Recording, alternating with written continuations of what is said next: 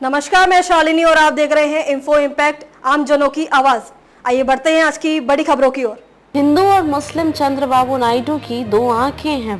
वक्फ bill पर TDP नेता का बड़ा दावा। कई मुस्लिम संगठनों द्वारा वक्फ संशोधन विधेयक के विरोध के बीच एनडीए के प्रमुख सहयोगी टीडीपी के वरिष्ठ नेता नवाब जान ने रविवार को कहा कि आंध्र प्रदेश के मुख्यमंत्री एन चंद्रबाबू नायडू मुसलमानों के हित को नुकसान पहुंचाने वाले किसी भी विधेयक को लागू नहीं होने देंगे।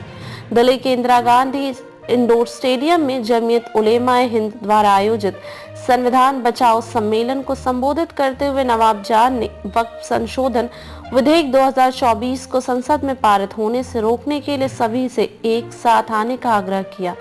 जॉन स्टॉप ने कहा, चंद्रबाबू नायडू ने हमेशा कहा है कि उनको दो आंखें हैं, एक हिंदू और एक मुस्लिम। नवाब जान ने कहा, वह नायडू कहते हैं कि अगर एक आंख को कोई नुकसान पहुंचाता है तो इससे पूरा शरीर प्रभावित होता है और हमें विकास के पथ पर आगे बढ़ते समय से ध्यान में रखना चाहिए।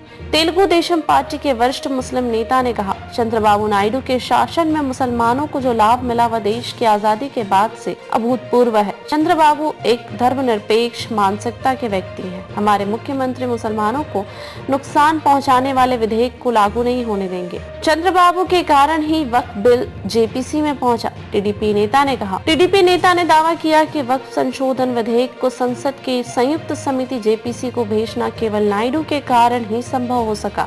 नवाब जान ने यह भी दावा किया कि नायडू ने कुछ दिन पहले कहा था कि चाहे वह मुस्लिम संस्था हो या हिंदू संस्था या ईसाई संस्था, उसमें उसी धर्म के लोग होने चाहिए। नवाब जान ने कहा, हम सब कुछ बर्दाश्त करेंगे लेकिन देश की एकता को नुकसान पहुंचाने की किसी भी कोशिश को बर्दाश्त नहीं करेंगे। मुसलमानों की भावनाओं पर ध्यान दें।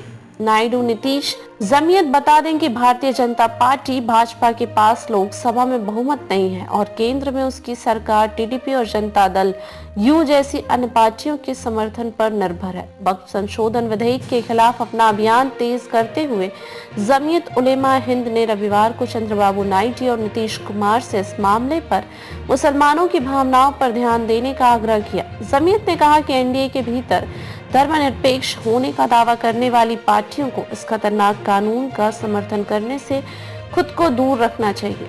खबरों में अब तक के लिए बस इतना ही। फिर होगी आपसे मुलाकात, तब तक के लिए नमस्कार और देखते रहिए इन्फो इम्पैक्ट, आम जनों की आवाज। ऐसे ही लेटेस्ट अपडेट पाने के लिए हमारे चैनल को सब्सक्राइब करें और तुरंत नोटिफिकेशन पाने के लिए बेल आइकन प्रेस करना ना भूलें।